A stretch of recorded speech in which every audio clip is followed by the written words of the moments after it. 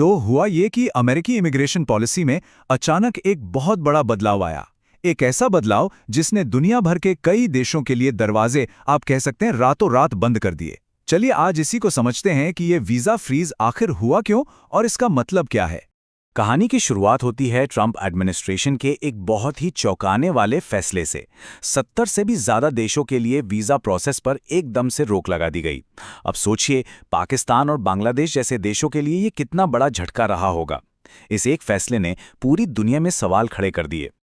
और लिस्ट देखिए काफी लंबी थी। इसमें भारत के कई पड़ोसी देश शामिल थे, पाकिस्तान, बांग्लादेश, नेपाल, यहां तक कि भूटान भी। जाहिर है इस फैसले ने इस पूरे रीजन में एक तरह की हलचल मचा दी थी। तो सवाल ये है कि इतना बड़ा, इतना विवादास्पद फैसला आखिर लिया क्यों गया। देखिए, एडमिनिस्ट्रेशन ने इसके पीछे एक बहुत ही साफ तर्क दिया, जो सीधे सीधे वेलफेयर स्कीम्स यानी कल्याणकारी योजनाओं से जुड़ा था।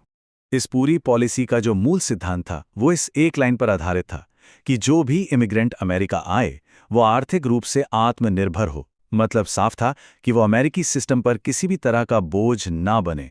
तो इस पॉलिसी का सीधा निशाना थे पब्लिक सपोर्ट प्रोग्राम्स, यानी वो सरकारी योजनाएं जो अमेरिकी टैक्सपेयर्स के पैसे से चलती हैं। चिंता ये जाहिर की गई कि कुछ इमिग्रेंट्स इन योजनाओं का गलत फायदा उठा रहे थे, जबकि ये योजनाएं असल में अमेरिकी नागरिकों के लिए बनी हैं। लेकिन ये सिर्फ एक हवाई बात नहीं थी। एडमिनिस्ट्रेशन का दावा था कि इस फैसले के पीछे ठोस आंकड़े थे। तो चलिए अब जरा उस डेटा पर नजर डालते हैं जिसके आधार पर ये इतना बड़ा बैन लगाया गया। और ये रहा वो डेटा। और सच कहूं तो ये आंकड़े काफी चौंकाने वाले हैं। आप देख सकते हैं कि बांग्लादेश से आने वाले लगभग 55% और पाकिस्तान से 41% इमिग्रेंट परिवार किसी न किसी तरह की सरकारी कल्याणकारी योजनाओं पर निर्भर थे। लेकिन जब हम उन देशों की लिस्ट देखते हैं जिन पर यह बैन लगा, तो एक बहुत बड़ा और अहम देश उस लिस्ट से गायब था। और यही अपवाद कहानी का एक बिल्कुल अलग पहलू हमारे सामने लाता है। ये स्लाइड उस बड़े फर्क को बिल्कुल साफ कर देती है। जहां एक तरफ पाकिस्तान और बांग्लादेश जैसे देशों पर रोक लगी, वहीं भारत इस पूरी लिस्ट में कहीं नहीं था। तो सवाल उठता है, ऐसा क्यों? इसका जवाब सोर्स के मुताबिक भारतीय प्रवासियों की आर्थिक सफलता में छिपा है। उन्हें न सिर्फ टैलेंटेड और मेहनती माना जाता है, बल्कि असलियत में वो अमेरिका में सबसे ज्यादा कमाई करने वाले ग्रुप्स में से एक हैं।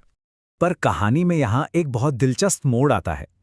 अगर भारतीय इमिग्रेंट्स इतने सफल थे, तो फिर उन्हें ऑनलाइन नफरत का सामना क्यों करना पड़ रहा था?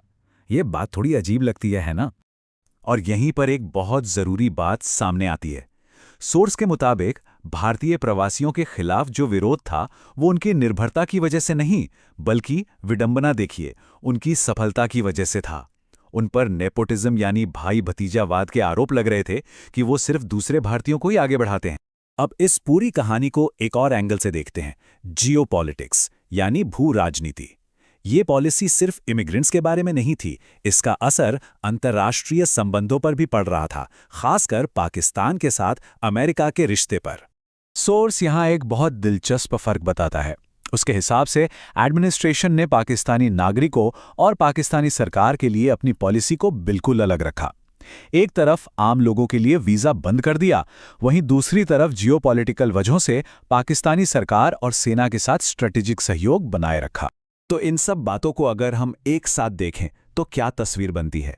ये सिर्फ एक अकेली पॉलिसी नहीं थी, बल्कि ये अमेरिकी इमिग्रेशन के एक नए दौर की तरफ इशारा कर रही थी। एक ऐसा दौर जहां पैसा एक बहुत बड़ा फैक्टर बन रहा था। ये स्लाइड उस नए मॉडल को दिखाती है। पहला कदम, उन देशों से इमिग्रेशन कम करो जहां लोग सरकारी योजनाओं पर ज्यादा निर्भर हैं। और दूसरा कदम, अमीर और आत्मनिर्भर इमिग्रेंट्स को एक्टिवली खोजो और उन्हें आकर्षित करो। यहां तक कि गोल्डन वीजा जैसे रास्तों का जिक्र है, जो साफ तौर पर उन लोगों के लिए है जो बड़ा निवेश कर सकते हैं। तो मतलब साफ है, वो जो पारंपरिक ओपन डोर मॉडल था, उससे हटकर अमेरिका एक ऐसे रास्ते पर बढ़ता दिख रहा है जहां इमिग्रेशन का आधार आपका टैलेंट या जरूरत नहीं, बल्कि आपका पैसा और आपकी आर्थिक हैसियत है। और ये नीतिगत बदलाव हमें इसे एक बहुत बड़े और चुभने वाले सवाल के साथ छोड़ जाता है। क्या अमेरिकन ड्रीम, जिसका सपना दुनिया भर के लोग देखते हैं, वो अब सिर्फ अमीरों के लिए बचा है? ये एक ऐसा सवाल है जो अमेरिका की पहचान के बिल्कुल दिल पर चोट करता है।